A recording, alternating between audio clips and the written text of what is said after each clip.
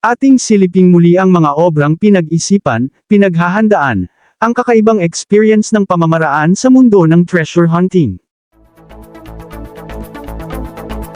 2 taong treasure hunter ang ating nakakasama sa obrang ito, kung sino-sino na ang nilapitan at gumastos ng daan-dang libo sa pagpapaskan gamit ang Proton, Jeopard at iba pang brand, subalit silat pa rin at mailap ang Yamashita treasure na masilayan.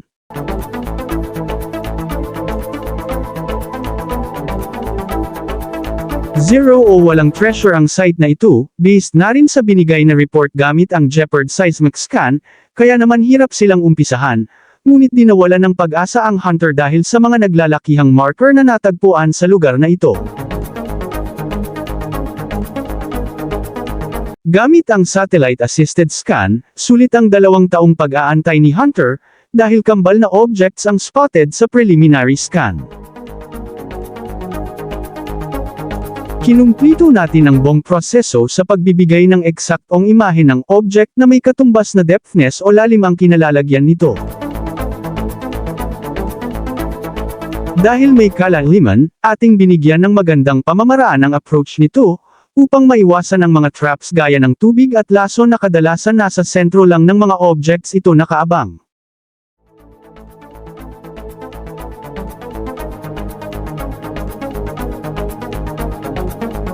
Upang lubos na maisigurado ang nakita sa scan, isang 15-feet test dig agad ang isinagawa upang makita ang mga palatandaan.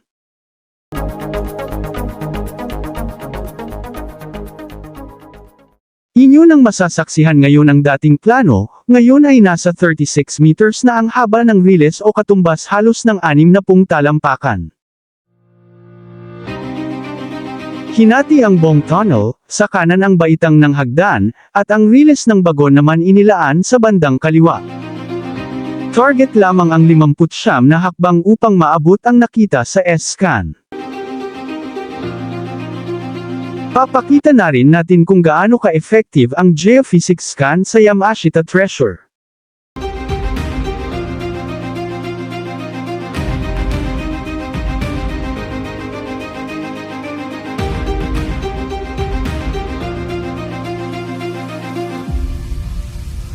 Sa pamamagitan ng frequency distribution iginuhit ng scanner ang bawat pagbabago ng layers na kanyang natagpuan, mula ibabaw hanggang sa kinaroroonan ng Yamashita treasure. Una nating prediction mula ibabaw ay combination ng lupa, graba, buhangin at rocks mula 0 hanggang 38 feet, tumugma naman ito sa mga naiahong materyales ngayon.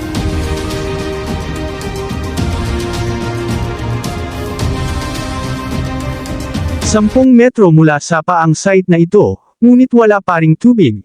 Ito'y kita rin sa ating scan, na ang tubig ay matagpuan sa 55 feet pa lamang, isang mahina o kaya zero water encounter.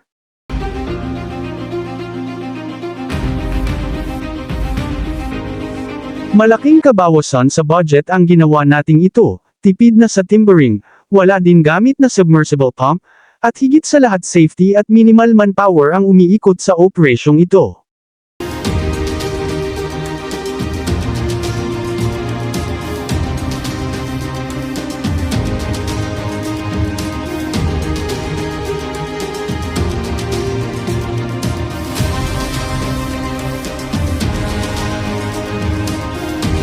Hanggang dito na lang po muna, sundan ang iba pang treasure adventures, daghang salamat sa tanan.